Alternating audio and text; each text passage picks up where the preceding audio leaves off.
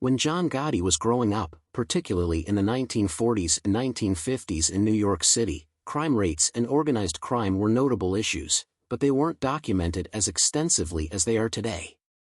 Gotti grew up in the Bronx and then Queens during a period when organized crime, particularly the Italian-American mafia, was heavily active but relatively hidden from mainstream attention. Here's a look at the crime context during this period. Organized crime and mafia influence.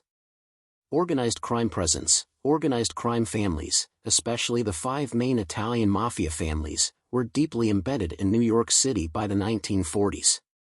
They were involved in everything from gambling and loan sharking to labor racketeering and protection schemes. Rise of notorious mobsters. Key figures like Charles Lucky Luciano, Vito Genovese, and later Carlo Gambino, who would later lead the family John Gotti joined, were prominent in shaping the underworld structure.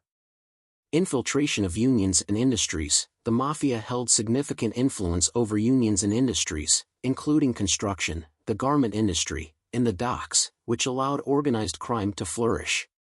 General crime trends. Crime data limitations. Nationwide data on crime from the FBI's Uniform Crime Reporting (UCR) program became more standardized in the 1960s, so exact figures for the 1940s and 1950s are harder to find.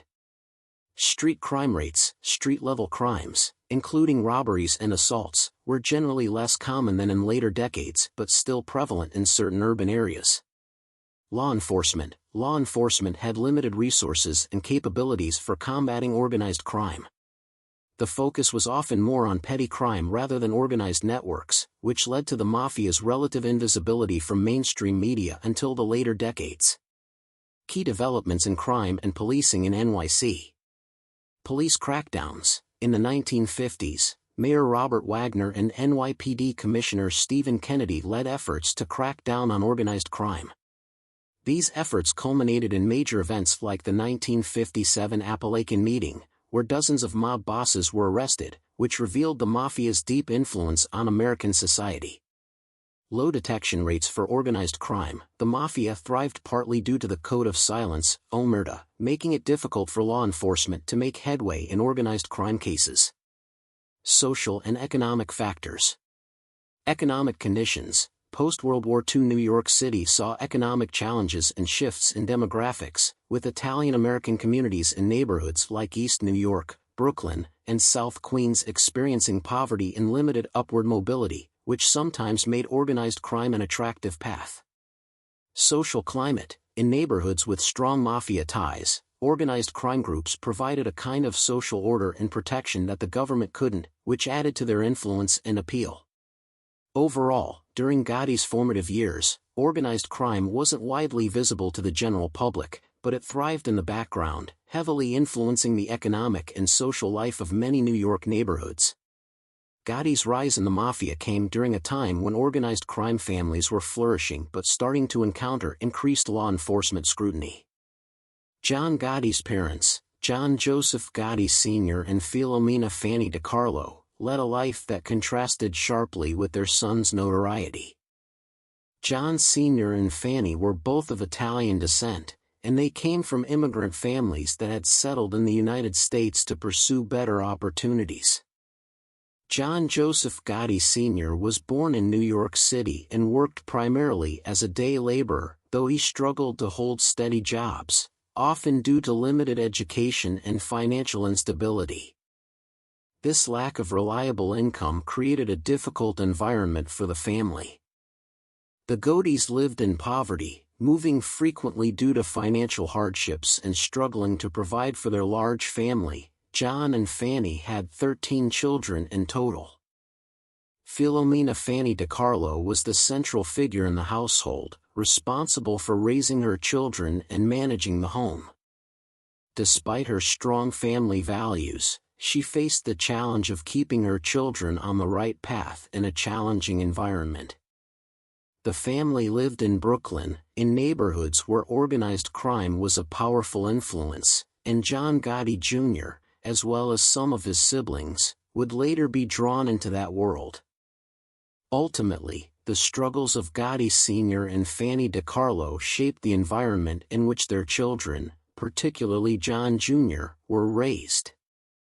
Their poverty and challenging circumstances created fertile ground for John Gotti's eventual entry into a life of crime, though this path was far from what his parents might have wished for him.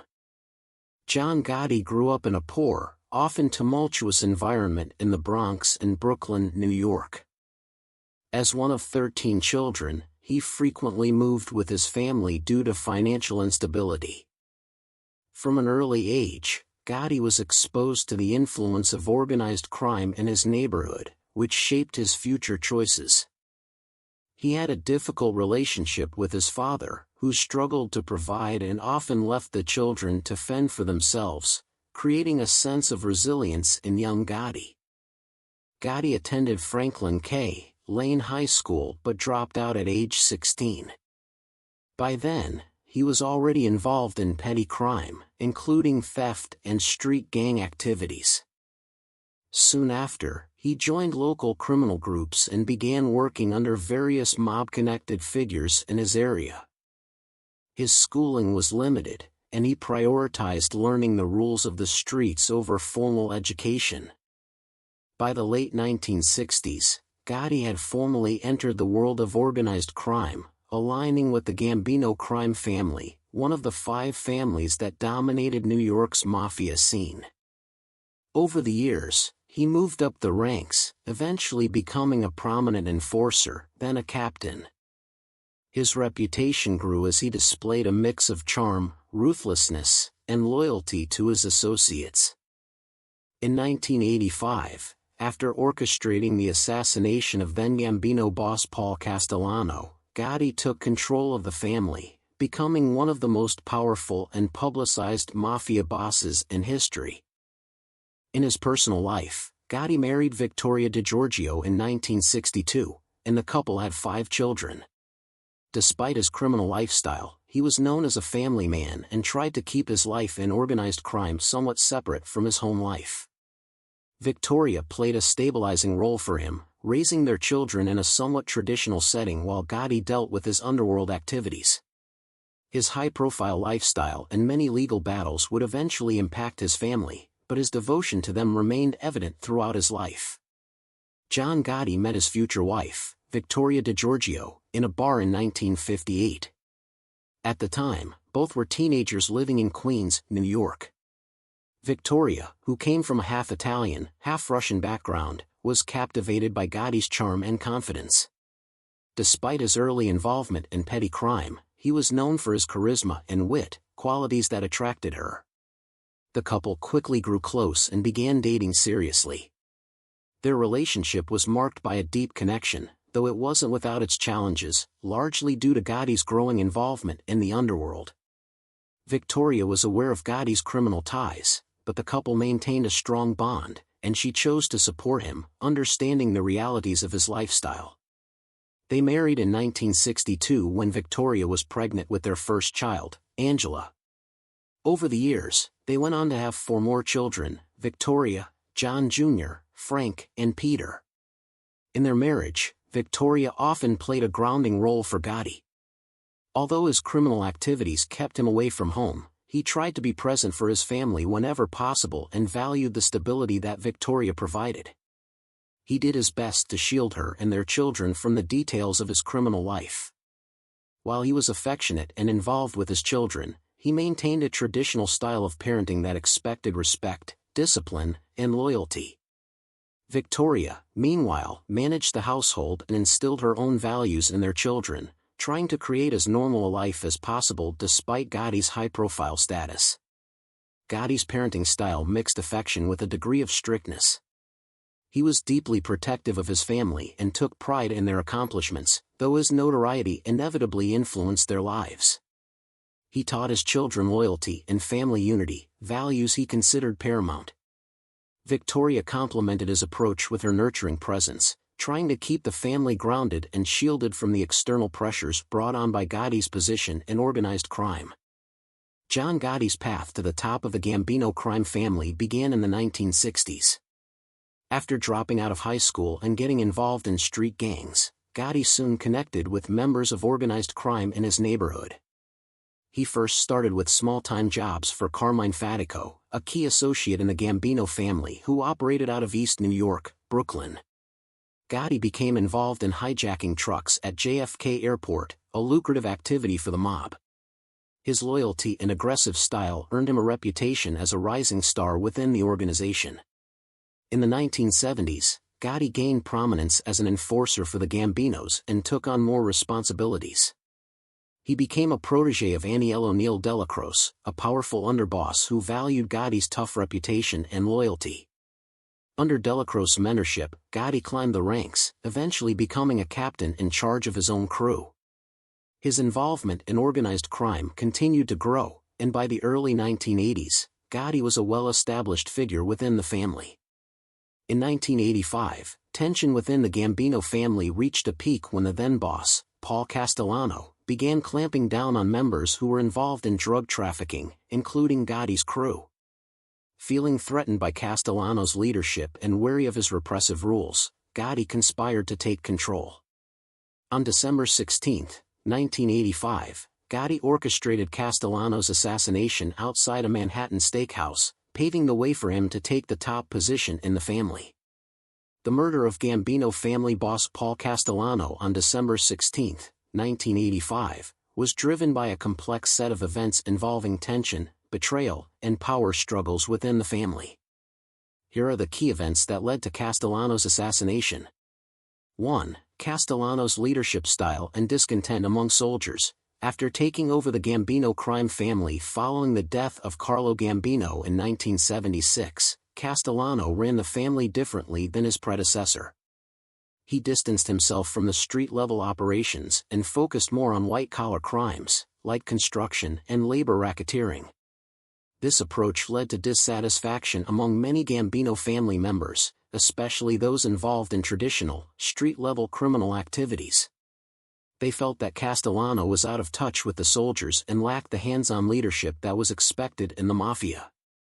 2. Drug trafficking tensions. Castellano strictly forbade his soldiers from engaging in drug trafficking, as it brought heavy law enforcement scrutiny. However, John Gotti and his crew, particularly his brother Gene and close associate Angelo Ruggiero, were involved in heroin trafficking despite Castellano's orders.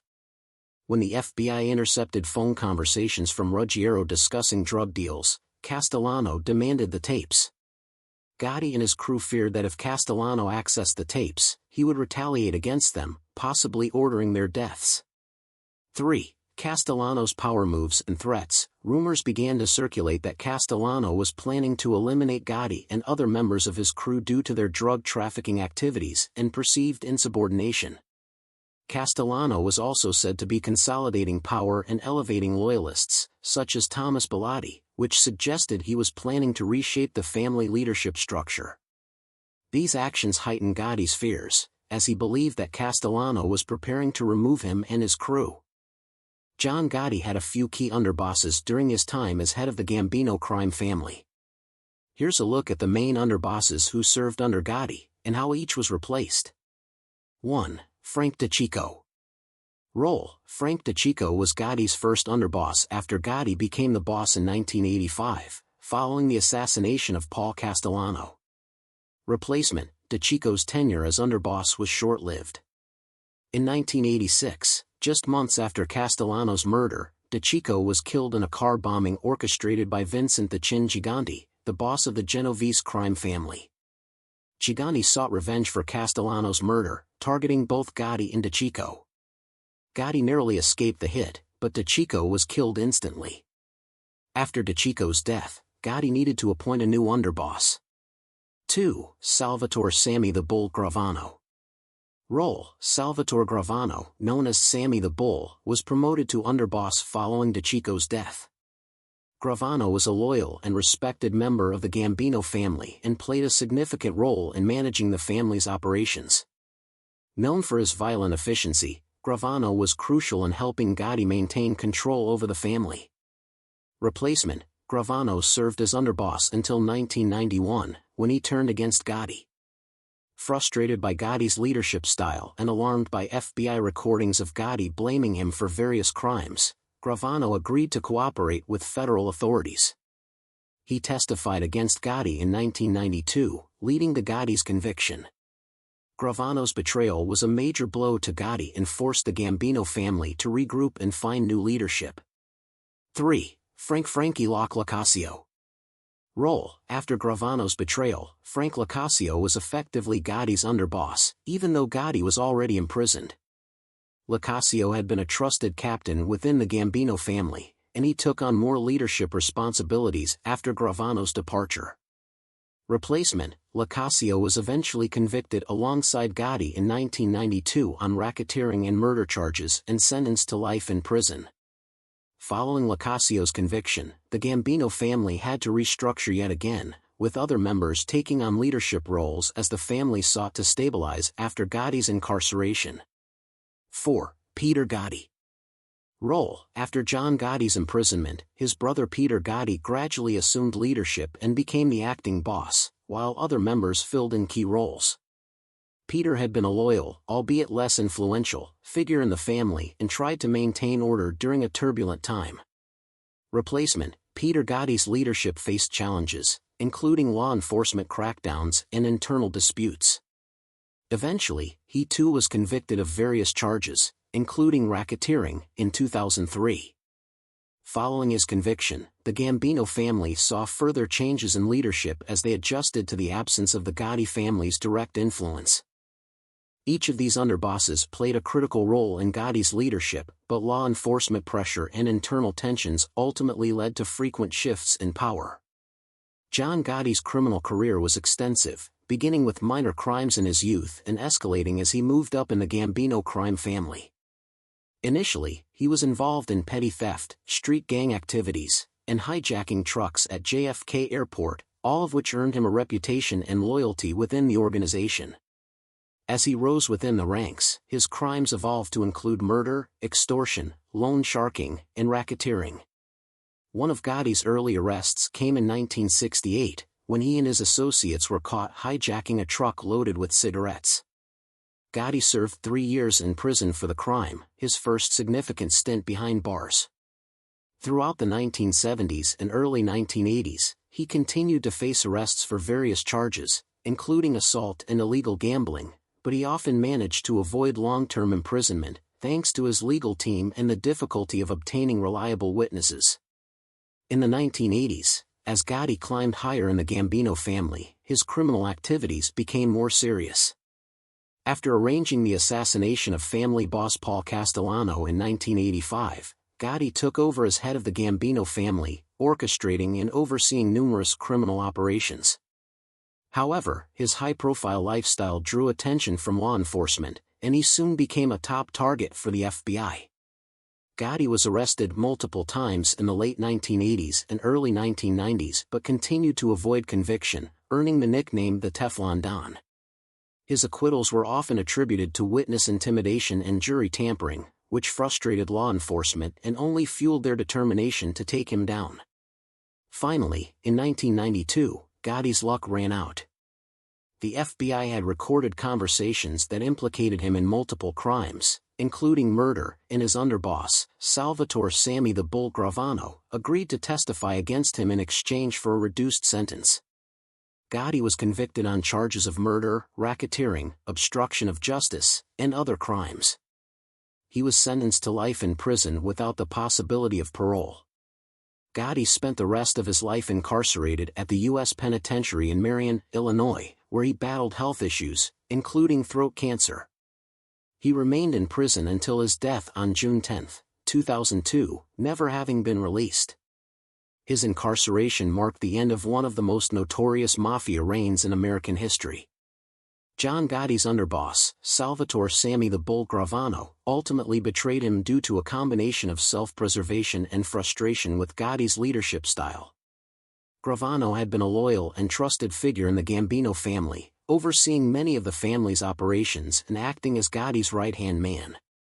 However, tensions grew as Gravano began to feel that Gotti was increasingly reckless, drawing too much attention from law enforcement and the media with his high-profile lifestyle and refusal to keep a low profile. Gravano's decision to turn on Gotti came after he learned that Gotti, in conversations secretly recorded by the FBI, was blaming Gravano for some of the family's criminal activities to shield himself. Gotti's willingness to implicate Gravano eroded their trust, leaving Gravano feeling betrayed.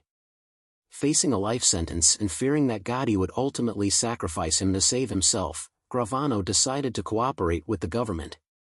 His testimony would ultimately be pivotal in convicting Gotti on numerous charges, including murder and racketeering. The Gotti family was devastated by Gravano's betrayal, as they had trusted him deeply.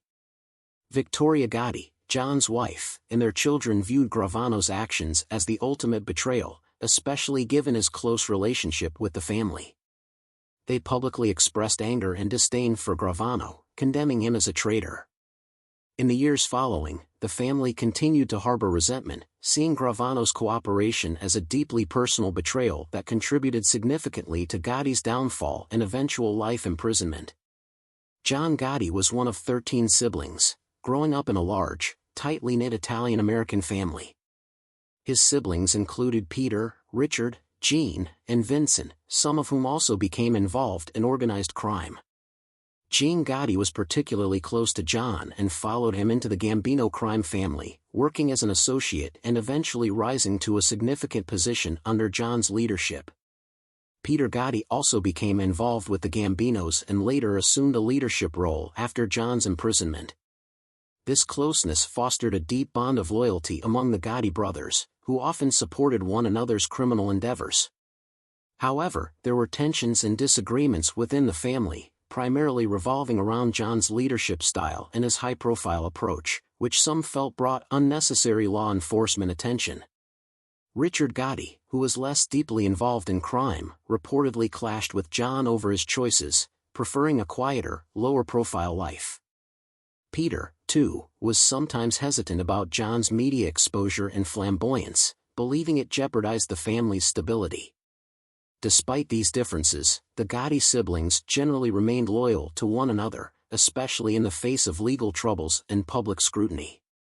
Though disagreements about lifestyle and decisions occurred, the family closed ranks to support John, even as his approach eventually led to the dismantling of much of their operations. John Gotti had 5 children with his wife, Victoria DiGiorgio, Angela, Victoria, John A. Jr. Gotti, Frank, and Peter Gotti. Here's a brief look at each child's life, including their education, careers, and what happened after their father's death. 1. Angela Gotti, the eldest child. Angela largely stayed out of the public eye and avoided involvement in the family business. She pursued a more private life, focusing on her own family. 2. Victoria Gotti. Victoria gained public attention as a writer and media personality. She attended St. John's University, and later became known for her novels and her memoir, This Family of Mine, What It Was Like Growing Up Gotti. She also starred in the reality TV show Growing Up Gotti, which aired in the early 2000s and gave viewers a look into her life as a Gotti. After her father's death, Victoria has continued with writing and media appearances. 3. John A. Jr. Gotti. John Jr. was considered his father's successor and, from a young age, was groomed to take over the Gambino family's operations. He attended New York Military Academy, a private preparatory school, before joining the family business in the 1980s. By the early 1990s, Jr. was reportedly leading Gambino operations, but after facing multiple arrests and indictments, he publicly claimed to leave organized crime in 1999. Following his father's death, Jr. dealt with legal battles but has stated that he is no longer involved in organized crime. He later wrote a book about his experiences and relationship with his father. 4. Frank Gotti. Frank was the Gotti family's youngest son. Tragically, he died in a car accident in 1980 at the age of 12. His death deeply affected the family, and it was reported to have strained John Gotti's relationships with others outside his family. 5. Peter Gotti, the youngest surviving son. Peter has also kept a relatively low profile. Though he has sometimes been linked to the family's criminal ties, he has largely avoided the spotlight and has maintained a quieter life compared to some of his siblings. After John Gotti's death in 2002, his children took different paths, with some choosing to separate themselves from the family legacy while others continued to manage public perceptions and tell their own stories.